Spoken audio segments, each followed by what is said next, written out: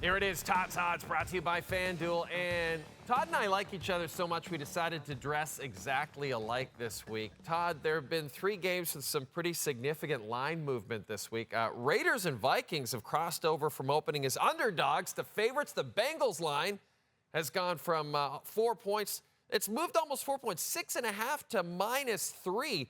Do any of those games catch your eye? And maybe they might catch a little bit of your wallet, too. Well, I think 2 out of those 3 line moves are fascinating. And we can start with the game on Sunday Night Football between the Raiders and Steelers, because when the number gets to 3, it becomes a very different handicap if you happen to like the road underdog. Now, the general public saw what we all did on Monday night, and it was the Steelers setting football back about 60 years, averaging less than 4 yards per play if you back out the 71-yard touchdown pass from Kenny Pickett to George Pickens. This is a Steelers team through 2 games who has 2 touchdowns from their offense and 2 touchdowns from their defense. But this, obviously, a defense they should be able to attack in space, is step down in class against the Raiders. So Pittsburgh intriguing as a field goal underdog. And then, of course, on Monday Night Football, we all are waiting to see what the quarterback situation will look like for the Cincinnati Bengals. That's the reason that you saw money come in on the road underdog Rams early in the week. Bettors trying to get ahead of it, anticipating that Joe Burrow could potentially be ruled out, and we may get to embark on the Jake Browning experience. Now, you brought up the Rams, and a lot of people thought they would be not great this year, and so far they've been okay. But the big story, if you're talking about the Rams, is their rookie receiver, Puka Nacua. Puka Nacua, from unknown to unstoppable, Todd, now the 3rd favorite to win Offensive Rookie of the Year. Is he getting any of your money, Todd?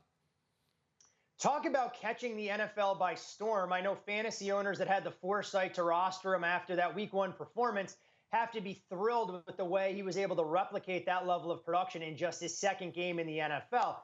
The reason I'm not as bullish on his Rookie of the Year candidacy, Jay, is because if Cooper Kupp does return from IR, I think Puka Nacua goes back to a secondary role, and some of the numbers and statistics he's putting up aren't going to be sustainable. So I'd look a little bit further down the board at a couple of wide receivers that come in as first-round draft picks where there were high expectations during the season. Zay Flowers in Baltimore, who's emerged probably as their number 1.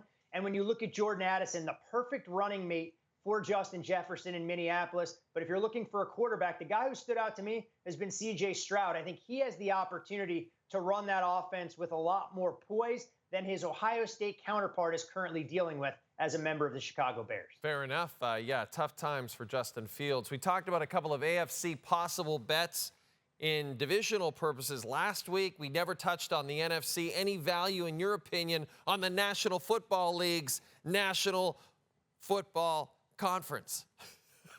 Two teams that I think are worth watching. One in the NFC South would be the Atlanta Falcons. And I know before the season kicked off, you had that nugget, Jay, about how the New Orleans Saints were the most popular team to win the division in terms of the betting public.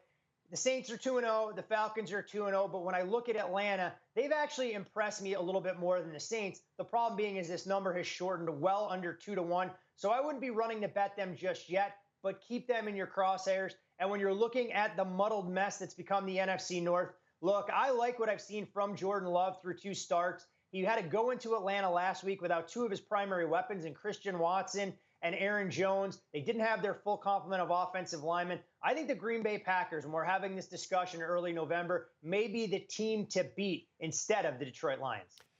Todd, we have 9 0-2 teams to start the season, and I've got some stats off the top of my head. Since 1990, when you were just a little boy, only 11% of 0-2 teams have gone on to make the postseason. It's not a good percentage, Todd. Is there one of those 9 teams that have started 0-2 that you think might buck the trend and make the postseason?